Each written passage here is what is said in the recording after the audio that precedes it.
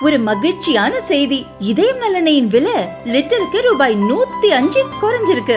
September 2023ல 1 litre இதயம் நல்லெண்ணெயின் அதிகபட்ச விலை ரூபாய் 503. ஆனா இப்ப 1 லிட்டர் இதயம் நல்லெண்ணெயின் விலை ரூபாய் 398 மட்டும்தான் தமிழ்நாட்டுல.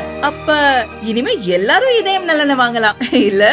ரயில்வேயின் முக்கிய செயல்திறன் தரவரிசையில் பாலக்காடு ரயில்வே கோட்டம் முதலிடம் பிடித்துள்ளது. பயணிகளின் பாதுகாப்பு, வருவாய், செலவு கட்டுப்பாடு மற்றும் நேரம் தவறாமை போன்ற காரணங்களின் அடிப்படையில் ரயில்வே கோட்டங்கள் தரவரிசைப்படுத்தப்பட்டுள்ளதில் 5ஆம் இடத்தில் இருந்த பாலக்காடு ரயில்வே கோட்டம் இப்போது முதல் இடத்தை பிடித்துள்ளது. சிறுபான்மையினர் அல்லாத தனியார் கல்வி நிறுவனங்களில் பட்டியலின பழங்குடிகள் மற்றும் பிற்படுத்தப்பட்டோருக்கு இடஒதுக்கீட்டுக்கான சட்டம் இயற்ற வேண்டும் என காங்கிரஸ் கோரிக்கை விடுத்துள்ளது. இந்தியா, அமெரிக்கா இடையேயான சிவில் அணு ஒப்பந்தம் கையெழுத்தாகி 17 ஆண்டுகள் கடந்துள்ள நிலையில் அணு உலைகளை இந்தியாவில் கூட்டாக வடிவமைத்து தயாரிப்பதற்கு அமெரிக்க அரசு ஒப்புதல் அளித்துள்ளது. இந்தியாவின் வடகிழக்கு மாநிலங்கள் வங்கக்கடலை அணுகுவதற்கான பாதுகாவலராக வங்கதேசம் விளங்குவதாக அந்நாட்டு இடைக்கால அரசின் தலைமை ஆலோசகர் முகமது யூனுஸ் கூறியுள்ளதற்கு இந்தியா கடும் எதிர்ப்பு தெரிவித்துள்ளது. குறிப்பிட்ட நேரத்தில் தங்களுடைய சொத்து விவரங்களை தாக்கல் செய்யாத IAS அதிகாரிகளுக்கு அபராதம் விதிப்பது குறித்து ஆராய வேண்டும் என மத்திய அரசுக்கு பார்லிமென்ட் நிலைக்குழு பரிந்துரை செய்துள்ளது. பாகிஸ்தானில் இருந்து ஜம்மு காஷ்மீருக்குள் ஊடுருவும் ஜெய்ஷ்-இ-முகமது மற்றும் லஷ்கர் பயங்கரவாத குழுக்களுக்கு இடையே கருத்து முரண்பாடு தீவிரமடைந்துள்ளதை அடுத்து பயங்கரவாத தடுப்பு உத்திகளை மாற்ற இந்திய ராணுவம் முடிவெடுத்துள்ளது. ஏப்ரல் முதல் ஜூன் வரை நாட்டில் வழக்கத்தை விட வெப்பம் அதிகமாக இருக்கும் என இந்திய வானிலை ஆய்வு மையம் கணித்துள்ளது. இந்த காலகட்டத்தில் ராஜஸ்தான், குஜராத், ஹரியானா, பஞ்சாப், மத்திய பிரதேசம், மகாராஷ்டிரா, உத்தரப்பிரதேசம், பீகார், ஜார்க்கண்ட், மேற்கு வங்கம், ஒடிசா, சத்தீஸ்கர், தெலுங்கானா, ஆந்திரா, கர்நாடகா மற்றும் தமிழகத்தில் இயல்பை விட அதிகபட்ச வெப்பநிலை காணப்படும் என்று இந்திய வானிலை ஆய்வு மையத்தின் தலைவர் மிருத்யுஞ்சய் மொஹபத்ரா தெரிவித்தார். சொன்ன தேதியில் வீடுகளை கட்டிக் கொடுக்காமல் 950 பேரை ஏமாற்றியதாக குருகிராம் நகரைச் சேர்ந்த Siddhartha build home private limited real estate நிறுவனத்தின் 95.82 கோடி ரூபாய் மதிப்புள்ள சொத்துக்களை அமலாக்கத்துறை முடக்கியுள்ளது. பிரதமர் நரேந்திர மோடியின் தனிச் செயலராக IFS எனப்படும் இந்திய வெளியுறவுத்துறையைச் சேர்ந்த பெண் அதிகாரி நிதி திவாரி நியமிக்கப்பட்டுள்ளார்.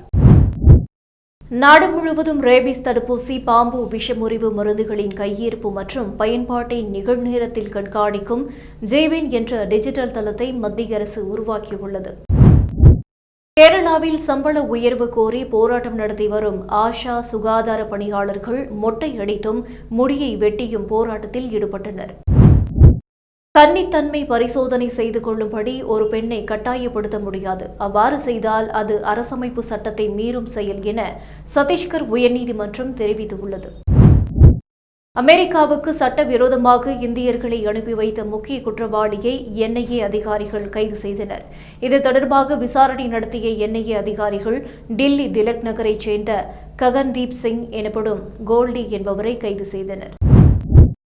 வக்ஃப் வாரிய சொத்துக்களை ஆக்கிரமித்த நபர்களே அதற்கான சட்டத்திருத்த மசோதாவை எதிர்க்கின்றனர். அவர்கள் மக்களை தவறாக வழிநடத்துகின்றனர் என்று மத்திய அமைச்சர் கிரண் ரிஜிஜு தெரிவித்துள்ளார். கேரளா, குஜராத் மற்றும் அந்தமான் நிக்கோபார் தீவுகளில் நடத்தவுள்ள கடல் சுரங்க பணிகளுக்கான டெண்டரை உடனடியாக ரத்து செய்ய வேண்டும் என பிரதமர் மோடிக்கு காங்கிரஸ் முன்னணி தலைவரும் லோக்சபா எதிர்க்கட்சித் தலைவருமான ராகுல் காந்தி கடிதம் எழுதியுள்ளார். போதைப்பொருள் வர்த்தகத்திற்கு எதிரான அரசின் இடைவிடாத வேட்டை தொடரும். போதைப்பொருள் இல்லாத இந்தியா கட்டமைக்கப்படும் என்று உள்துறை அமைச்சர் அமித்ஷா தெரிவித்துள்ளார். ஜார்க்கண்டில் 4 நாட்களில் யானை தாக்கி 7 பேர் உயிரிழந்த சம்பவம் அதிர்ச்சியடைய செய்துள்ளது. ஜார்க்கண்டின் சிங்டெகா மற்றும் கும்லா மாவட்டங்களில் காட்டு யானை கூட்டம் கிராமங்களில் புகுந்த 4 நாட்களில் 7 பேரை கொன்றுள்ளது. வக்ஃப் வாரிய சீர்திருத்தம் காலத்தின் கட்டாயம் என்று அஜ்மீர் தர்கா ஷெரீப் அறக்கட்டளை தலைவரும் சிஸ்டி பவுண்டேஷன் தலைவருமான ஹாஜி சையத் சல்மான் சிஸ்டி தெரிவித்துள்ளார்.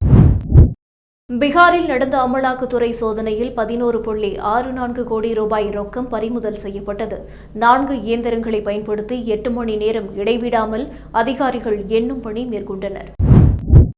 இலங்கை தமிழ் அகதியாக தமிழகம் வந்த தம்பதியருக்கு பிறந்த பெண்ணுக்கு இந்திய குடியுரிமை வழங்குவது குறித்து பரிசீலிக்குமாறு மத்திய அரசுக்கு சென்னை உயர்நீதிமன்றம் உத்தரவிட்டுள்ளது.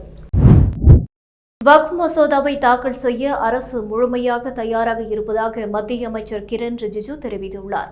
எதிர்க்கட்சிகளின் கடும் எதிர்ப்புக்கு மத்தியில் இந்த மசோதா மக்களவையில் தாக்கல் செய்யப்படும் என எதிர்பார்க்கப்படுகிறது. அதிகார குவிப்பு, வணிகமயமாக்கல், மதவாத மயமாக்கல் ஆகிய 3 கொள்கைகள் மூலம் மோடி அரசு இந்தியாவின் பொதுக்கல்வி முறையை படுகொலை செய்வது முடிவுக்கு வர வேண்டும் என காங்கிரசின் சோனியா காந்தி கடுமையாக தாக்கியுள்ளார். போக்குவரத்து, சுற்றுலா மற்றும் கலாச்சாரத்திற்கான நாடாளுமன்ற நிலைக்குழு நாடாளுமன்றத்தில் சமர்ப்பித்துள்ள அறிக்கையில் பண்டைய கால கையெழுத்து பிரதிகளை ஆவணப்படுத்தி டிஜிட்டல் மயமாக்க வேண்டும் என்று தெரிவித்துள்ளது. ரயில்வே தளத்திற்கு அருகே நடக்கும் அனைத்து சாலை மேம்பால பணிகளையும் தணிக்கை செய்யும்படி ரயில்வே வாரியம் அதன் மண்டலங்களை கேட்டுக் கொண்டுள்ளது. மகாராஷ்டிராவின் கல்யாண் ரயில் நிலையம் கல்யாண் டோம்பிவலி மாநகராட்சிக்கு மொத்தம் 4.41 கோடி ரூபாய் குடிநீர் கட்டணம் செலுத்த வேண்டியுள்ளது. மத்திய பொதுத்துறை நிறுவனங்களில் தலைமை பதவிகளில் பெண்களின் பிரதிநிதித்துவம் குறைவாக இருக்கிறது என்றும் அதில் உள்ள தடைகளை நீக்குவதற்கு உறுதியான நடவடிக்கைகளை எடுக்கும்படி மத்திய அரசுக்கு நாடாளுமன்ற நிலைக்குழு பரிந்துரைத்துள்ளது.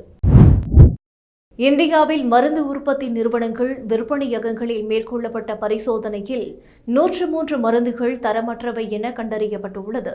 தெலுங்கானா, கேரளா, புதுச்சேரி உள்ளிட்ட மாநிலங்களில் இருக்கும் தயாரிப்பு நிறுவனங்கள் தயாரிக்கும் மருந்துகள் இந்த பரிசோதனையில் தோல்வியடைந்துள்ளது. கேரளாவில் காங்கிரஸ் எம்பி பிரியங்காவின் பாதுகாப்பு வாகனத்தை வழிமறித்த யூடியூபரை போலீசார் கைது செய்தனர். காரை குறுக்கே நிறுத்தி வாக்குவாதத்தில் ஈடுபட்டது எலநாடு பகுதியைச் சேர்ந்த யூடியூப் பிரபலம் அனீஷ் ஆபிரகாம் என தெரியவந்தது. வக்ஃப் சட்ட திருத்த மசோதாவுக்கு எதிர்ப்பு தெரிவித்து கர்நாடக காங்கிரஸ் அமைச்சர்கள் கருப்பு பட்டை அணிந்து ரம்ஜான் தொழுகையில் ஈடுபட்டனர். பாஜகவில் இருந்து நீக்கப்பட்ட முன்னாள் மத்திய அமைச்சரும் எம்எல்ஏவுமான பசனகவுடா பாட்டீல் யத்னால் தனி கட்சி தொடங்கப் போவதாக அறிவித்துள்ளார். ஆந்திராவின் கடப்பாவில் உள்ள ஏழுமலையான் கோவிலில் முஸ்லிம்கள் உகாதி பண்டிகையை முன்னிட்டு சிறப்பு பூஜைகள் செய்து வழிபட்டனர். உலகம் எதிர்கொள்ளும் பல்வேறு சவாலுக்கு இந்தியா தீர்வு வழங்குகிறது என்று காங்கிரஸ் மூத்த தலைவர் சசி தரூர் தெரிவித்துள்ளார். இந்த 1 மாதத்தில் மட்டும் மோடி அரசை இவர் பாராட்டுவது இது 3வது முறை. குஜராத்தில் ஊதிய உயர்வு உள்ளிட்ட பல்வேறு அம்ச கோரிக்கைகளை வலியுறுத்தி ஆயிரக்கணக்கான வைர தொழிலாளர்கள் மாபெரும் பேரணி நடத்தினர். ஊதிய உயர்வு, நிவாரண தொகுப்பு உள்ளிட்ட பல்வேறு அம்ச கோரிக்கைகளை வலியுறுத்தி கதர்காம் முதல் கபோதரா ஹீராபாக் வரை 5 கிலோமீட்டர் தூரத்துக்கு வைர தொழிலாளர்கள் மாபெரும் அமைதி பேரணி நடத்தினர். இரவிக்குளம் தேசிய பூங்கா இன்று திறக்கப்பட்டு 2 மாதங்களுக்கு பிறகு ராஜமலைக்கு செல்ல சுற்றுலா பயணிகள் அனுமதிக்கப்படுகின்றனர். ஆண்டுதோறும் வரையாடுகளின் பிரசவத்திற்காக பிப்ரவரி, மார்ச்சில் பூங்கா மூடப்பட்டு பயணிகள் செல்ல தடை விதிக்கப்படும். அதன்படி கடந்த 2 மாதங்களாக பூங்கா மூடப்பட்ட நிலையில் இன்று மீண்டும் திறக்கப்படுகிறது. முகலாய மன்னர் அவுரங்கசீப்பை பெருமைப்படுத்துவதை சகித்துக் கொள்ள மாட்டோம் என்று மகாராஷ்டிரா முதல்வர் தேவேந்திர பட்னாவிஸ் தெரிவித்துள்ளார். பாஜகவுடன் அதிமுக கூட்டணி என சொல்ல தயக்கம் இல்லை. கூட்டணி தொடர்பாக உள்துறை அமைச்சர் அமித்ஷா அவரது கருத்தை கூறியுள்ளார். கூட்டணி மற்றும் தோழமை தொடர்பாக என்ன செய்ய வேண்டும் என எடப்பாடிக்கு தெரியும். கூட்டணி தொடர்பாக எடப்பாடி சொன்னதுதான் நிதர்சனமான உண்மை என்று அதிமுக முன்னாள் அமைச்சர் செல்லூர் ராஜு தெரிவித்துள்ளார். திருவாரூரில் ஏப்ரல் 7ஆம் தேதி நடைபெறவுள்ள ஆழி தேரோட்ட ஏற்பாடுகள் குறித்து மாவட்ட ஆட்சியர் மோகனச்சந்திரன், மாவட்ட காவல் கண்காணிப்பாளர் கருண் கரட் ஆகியோர் ஆழி தேரோட்டம் நடைபெறும் 4 வீதிகளையும் ஆழி தேர் கட்டுமான பணிகளையும் பார்வையிட்டு ஆலோசனைகள் வழங்கினர். தேரோட்டத்தையொட்டி ஏப்ரல் 7ஆம் தேதி திருவாரூர் மாவட்டத்துக்கு உள்ளூர் விடுமுறை அளிக்கப்பட்டுள்ளது. டெல்லியில் மத்திய உள்துறை அமைச்சர் அமித்ஷாவை செங்கோட்டையன் சந்திக்கவில்லை என பெங்களூரு புகழேந்தி தெரிவித்தார்.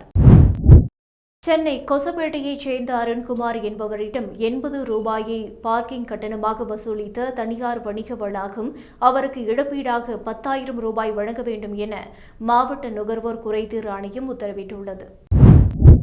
சிறந்த பொறியியல் கல்லூரிகள் மற்றும் சிறந்த துறைகள் அறிவுசார் சொத்துரிமை விருதுக்கு விண்ணப்பிக்கலாம் என அண்ணா பல்கலைக்கழகம் அறிவித்துள்ளது. இந்திய கடலோர காவல் படையில் ஆண்கள் மட்டுமின்றி பெண்களுக்கும் ஏராளமான வேலை வாய்ப்புகள் உள்ளன என்று ஓய்வு பெற்ற கடலோர காவல்படை அதிகாரி கமாண்டன்ட் நா சோமசுந்தரம் தெரிவித்தார். தமிழகத்தில் கடந்த 3 ஆண்டுகளில் போலி மருந்து உற்பத்தி இல்லை என்று மாநில மருந்து உரிமம் வழங்குதல் கட்டுப்பாட்டு அதிகாரி எம்.என். ஸ்ரீதர் தெரிவித்துள்ளார். சென்னை மாநகராட்சி சார்பில் 32 கோடி ரூபாய் செலவில் மறுசீரமைக்கப்பட்டு வரும் விக்டோரியா பொது அரங்கு பணிகளை ஜூன் மாதத்துக்குள் முடிக்க மேயர் ஆர். பிரியா அறிவுறுத்தியுள்ளார். விசைத்தறி தொழிலாளர்கள் தொடர் வேலைநிறுத்தத்தால் 350 கோடி ரூபாய் அளவில் உற்பத்தி இழப்பு ஏற்பட்டுள்ளது. எனவே பேச்சுவார்த்தைக்கு அழைத்து விசைத்தறியாளர்களின் நியாயமான கோரிக்கைகளை நிறைவேற்ற வேண்டும் என தமிழக அரசை பாஜக மாநில தலைவர் அண்ணாமலை வலியுறுத்தியுள்ளார். உயர்நீதிமன்ற உத்தரவின்படி நீலகிரி மற்றும் கொடைக்கானல் பகுதிகளுக்கு செல்ல புதிய வாகன கட்டுப்பாடு ஏப்ரல் 1ஆம் தேதி முதல் அமலுக்கு வருகிறது. நிர்ணயிக்கப்பட்ட வாகன எண்ணிக்கை அடிப்படையில் இ-பாஸ் வழங்கவும் ஏற்பாடு செய்யப்பட்டுள்ளது. தமிழகத்தில் கூட்டுறவு தேர்தலை நடத்துவதில் திமுகவுக்கு எந்தவித அச்சமும் இல்லை என கூட்டுறவுத்துறை அமைச்சர் கே.ஆர். பெரியகருப்பன் தெரிவித்தார். நேபாளத்தில் நிலவும் சமூக நல்லிணக்கத்தை முன்னாள் மன்னர் ஞானேந்திர ஷா சீர்குலைக்கிறார் என அந்நாட்டு பிரதமர் ஷர்மா ஒலி குற்றம் சாட்டியுள்ளார். தென்னாப்பிரிக்காவில் கோவில்களில் 60,000 சிறிய அளவிலான ஹனுமான் சாலிசா புத்தகங்கள் இந்து அமைப்பினர் விநியோகித்தனர். தென்னாப்பிரிக்காவின் கவுடெங் மாகாணத்தில் உள்ள பல்வேறு கிளப்புகளைச் சேர்ந்த பைக்கர்களால் வழிநடத்தப்படும் எஸ்ஏ இந்து அமைப்பின் உறுப்பினர்கள் பக்தர்களுக்கு 60,000 ஹனுமான் சாலிசா புத்தகங்களை வழங்கினர். நிதி முறைகேடு குற்றச்சாட்டில் சிக்கியுள்ள பிரான்ஸ் வலதுசாரி கட்சி தலைவர் மரியன் லீபென் தேர்தலில் போட்டியிட தடை விதிக்கப்பட்டுள்ளது. இதன் மூலம் வரும் 2027ஆம் ஆண்டு பிரான்ஸ் தேர்தலில் மரியன் லீபென் போட்டியிட வாய்ப்பு இல்லாத சூழல் ஏற்பட்டுள்ளது.